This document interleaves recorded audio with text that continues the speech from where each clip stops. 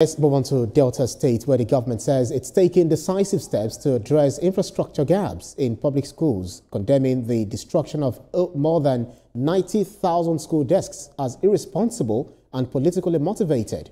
The state's Universal Basic Education Board Chairman, Samuel Mariri, spoke in Asaba amid reports of pupils sitting on the floor at a Greca primary school in Ughelli South. Ikena Amechi has the story. At the briefing, Mr. Mariri dismissed the viral video as a deliberate attempt to misrepresent the state government's commitment to improving the education sector. He explained that the board has already distributed over 16,000 dual desks to schools across the state. And if you look at those people that are trending them, they are the same set of people. They go to school, gather the children in the worst classroom, the classroom that is very worst in that compound, even when they see good ones, and bring them and see them, that snap them and send them on social media. If you have those type of information, have you brought those information to the notice of the board and they refuse to act?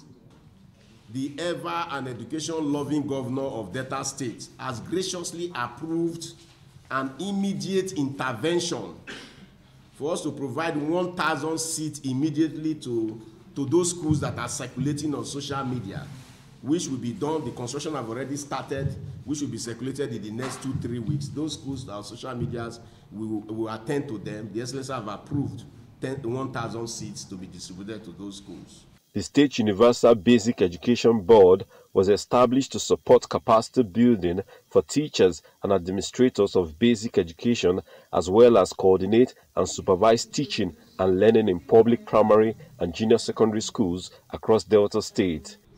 It's because we know that there are gaps that needed to be filled. There are gaps that needed to be taken care of in provision of infrastructures, in provision of desks and classroom. That was why SUBEB exists.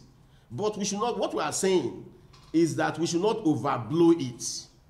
That takes me to Otedo, for example. Otedo is in Ughelli South. Yes, there are infrastructural gaps in Otedo, just like there are infrastructural gaps in Otolopo, just like there are infrastructural draft in Bolo Agiama or any other town around the state. There are infrastructural gaps, because it's not possible for the 1,144 schools to all be built to satisfaction, desks everywhere at once. You agree with me? As part of his activities this season, Mr. Mariri announced that the state government, in collaboration with UBEC, will be on the 9th of October commence the Basic Schools Sports Festival in centers across the 25 local government areas of the state. The grand finale of the event will hold on the 22nd October this year at the Stephen Keshi Stadium, Asaba. Ikena Amechi, TVC News, Asaba. And senior reporter Ikena Amechi joins me on the news from the state. Ikena, emotions are rising over the state of public education. Bring us up to speed with what led to these accusations and counter-accusations over the destruction of some of the schools' infrastructure. All right, this actually came to when a viral video went on young people in a school in Ughelli South, that Igraka primary school.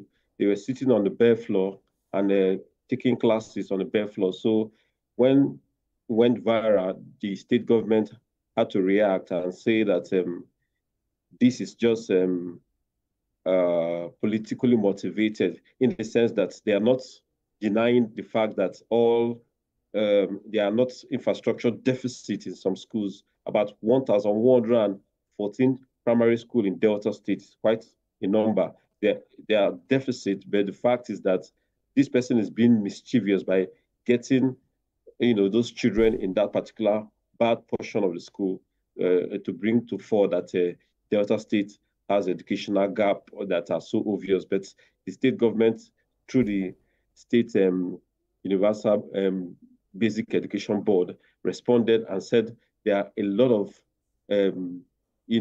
investment in infrastructure. And this infrastructure that are deficits are as a result of people actually vandalizing them or using them for purposes that are not meant for, the schools. So yeah, Ikena, very quickly, because of our time.